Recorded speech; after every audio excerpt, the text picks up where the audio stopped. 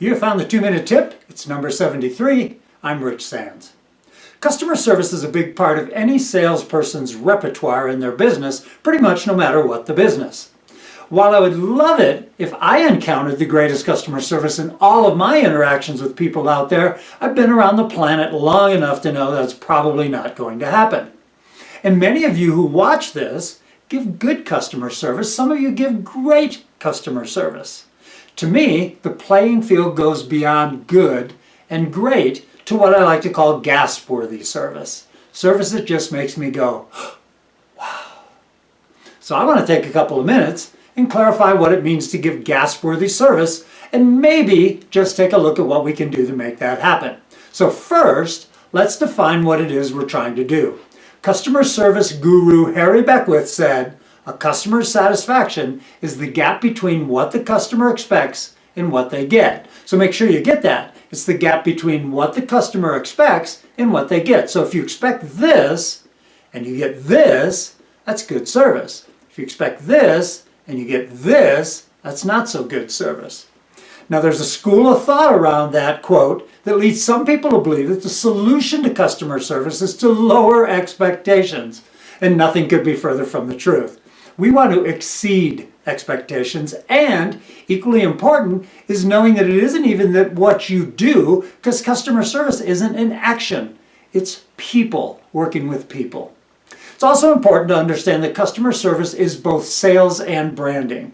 Sometimes it's that thing we do that secures the deal, the sale, and other times it's what we do to secure and enrich the long-term relationship, the branding.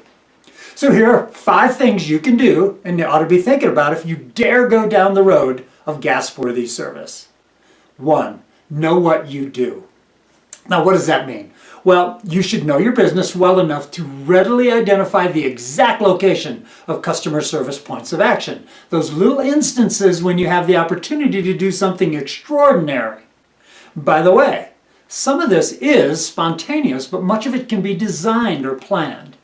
2, know yourself. Self-awareness is one of the biggest strengths great salespeople possess. What are you fantastic at? How well do you relate to others? Why do you do what you do? Next, what do you have for people?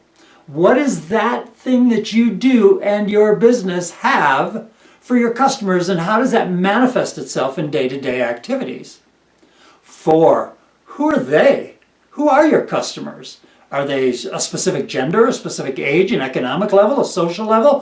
What do they do and where do they do it? Because you can't give them great service really unless you know who they are, right? And 5, what do they want?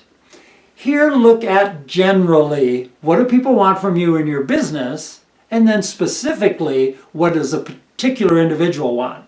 And finally, why is any of this important? Well, I'll tell you what. How do you feel when you receive GASP-worthy service? Whether it's at the 7-Eleven or from your life insurance agent or your real estate agent or whomever. So within the hubbub of day-to-day living, we tend to tell 2 kinds of stories to one another. Times when someone really pissed us off, and times when someone treated us magnificently. So what kind of story are they telling about you? For the 2-minute tip, I'm Rich Sands. Feel free, easy for you to say, to subscribe below and share with a friend. Also check out my podcast at my website, richsandseminars.com, or on iTunes at Your Peak Performance Edge. Thanks.